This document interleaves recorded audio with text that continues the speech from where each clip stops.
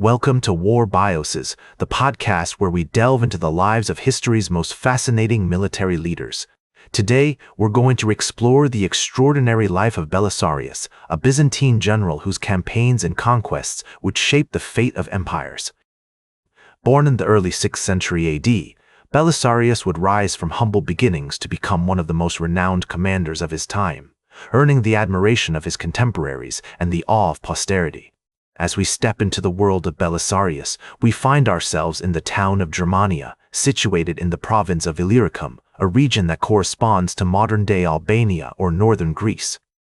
The year is around 500 AD, and the air is thick with the smell of wood smoke, freshly baked bread, and the sound of hammering on metal. The young Belisarius grows up in a world where the once mighty Roman Empire has fragmented into eastern and western halves, with the Eastern Roman Empire, also known as the Byzantine Empire, struggling to maintain its borders against the constant threat of barbarian invasions. As a child, Belisarius would have been exposed to the harsh realities of life on the frontier, where the sounds of clashing steel and the scent of smoke were ever present. He would have watched in wide-eyed wonder as soldiers, merchants, and travelers passed through Germania, bringing with them tales of far-off lands, exotic goods, and whispered rumors of war. The town's strategic location, nestled in the heart of the Balkans, made it a crucial hub for trade and military activity, providing Belisarius with a unique perspective on the world beyond his doorstep. The Byzantine Empire, under the rule of Emperor Anastasius I, was undergoing a period of significant transformation during Belisarius's childhood. The empire was grappling with internal power struggles, religious controversies, and external threats from neighboring tribes and states. It was an era of great upheaval, but also one of remarkable cultural and intellectual achievement, as scholars, poets, and philosophers continued to flourish in the imperial capital of Constantinople. Growing up in this tumultuous world, Belisarius would have been instilled with a strong sense of duty, loyalty, and discipline, values that were deeply ingrained in the Byzantine military tradition. His family's modest background and his father's likely service in the army would have also impressed upon him the importance of hard work, perseverance, and adaptability, essential qualities for any aspiring soldier. The young Belisarius would have learned to navigate the complex web of alliances and rivalries that defined the empire's politics, where loyalty was a luxury and betrayal a constant threat. As Belisarius entered his teenage years, he would have begun to receive some formal education, possibly in the town of Germania or in a nearby city. His curriculum would have included the study of classical Greek and Latin texts, as well as training in mathematics, rhetoric, and philosophy. This intellectual foundation would serve him well in his future military career, where strategic thinking, tactical acumen, and effective communication would be essential tools. He would have pored over the works of great military strategists like Julius Caesar and Hannibal, analyzing their campaigns and tactics and learning from their successes and failures. The young Belisarius's fascination with the military arts was likely sparked by the stories of his father and other veterans who had fought in the empire's numerous campaigns. He would have listened with rapt attention to tales of battles won and lost, of heroic deeds and tragic failures, and of the great commanders who had shaped the course of history. These early influences would have kindled a fire within him, a passion for military service that would drive him to pursue a career in the Byzantine army. He would have dreamed of leading his own troops into battle, of outmaneuvering his enemies, and of bringing glory to the empire. As Belisarius approached adulthood, he found himself at a crossroads, poised on the threshold of a life that would take him to the farthest reaches of the empire and beyond. The early years of Belisarius had been marked by a combination of humble beginnings, intellectual curiosity, and a growing sense of purpose, all of which would serve him well as he embarked on his remarkable journey to become one of history's greatest military leaders. In this formative period, Belisarius would have begun to develop the skills and traits that would define his future success. He would have learned to ride a horse with ease, to wield a sword with precision, and to command respect from his peers. He would have studied the art of war, learning from the great military strategists of the past, and developing his own unique approach to tactics and strategy. And he would have begun to build a network of relationships and alliances that would serve him well in his future endeavors, forging bonds with fellow soldiers, nobles, and clergy who would become instrumental in his rise to power. As Belisarius entered his early 20s, he found himself drawn into the orbit of the Byzantine Emperor Justinian I, who had ascended to the throne in 527 AD amidst a maelstrom of ambition and intrigue. The empire was ablaze with the fervor of reform as Justinian sought to restore the glory of Rome and reclaim lost territories, driven by an unyielding conviction that the empire's destiny was intertwined with his own. Belisarius, with his impressive military education and natural leadership abilities, quickly caught the attention of the emperor, who saw great potential in the young soldier and envisioned him as a key instrument in his grand design for imperial resurgence. The Byzantine capital, Constantinople, was a city of breathtaking beauty and intrigue, its streets thronged with merchants, diplomats, and warriors from all corners of the known world. As Belisarius navigated the treacherous waters of court politics, he must have been acutely aware of the whispers, the gossip, and the subtle machinations that could make or break a career. Yet his focus remained unwavering, driven by an unshakable commitment to his craft and an insatiable hunger for knowledge. One of the earliest recorded campaigns of Belisarius took place in 527 AD, when he was appointed as a senior officer in the Byzantine army's campaign against the Sassanid Empire. The war had been sparked by a dispute over border territories and trade routes, with both empires vying for control of the lucrative Silk Road. Justinian saw an opportunity to expand the empire's influence in the region, while the Sassanids sought to protect their territorial integrity and maintain their grip on the vital trade arteries. As Belisarius led his contingent of troops into the heart of Sassanid territory, he was confronted with a daunting array of challenges: scorching deserts, treacherous mountain passes, and an enemy renowned for its cunning and ferocity. The campaign would prove to be a crucible, testing Belisarius's mettle as a commander and forging his reputation as a master strategist. The capture of the strategic city of Nisibis was a watershed moment in the campaign, with Belisarius employing innovative tactics that would become hallmarks of his military genius. He leveraged his knowledge of the terrain to outmaneuver the Sassanid forces, utilizing his cavalry to devastating effect and his infantry to anchor the army's advance. The success of this campaign brought Belisarius to the forefront of imperial attention, and he soon found himself at the center of Justinian's plans for conquest. In 532 AD, the emperor appointed Belisarius as the commander of a massive expeditionary force tasked with conquering the Vandal kingdom in North Africa. This was an audacious undertaking, one that would require all of Belisarius's skill and cunning to execute successfully. The Vandals, a Germanic tribe, had established themselves as a major power in the region, their kingdom a bastion of Arian Christianity in a sea of Orthodox territories. As Belisarius set sail for North Africa, he was acutely aware of the risks involved.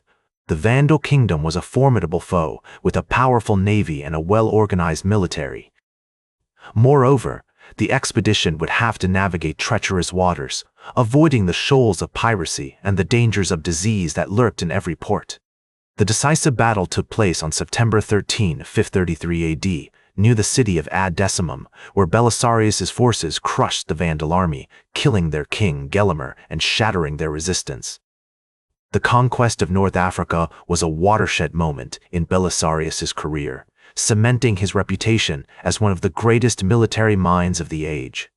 Justinian, delighted with the outcome, showered Belisarius with honors and rewards, including the title of Magister Militum, or Master of the Soldiers.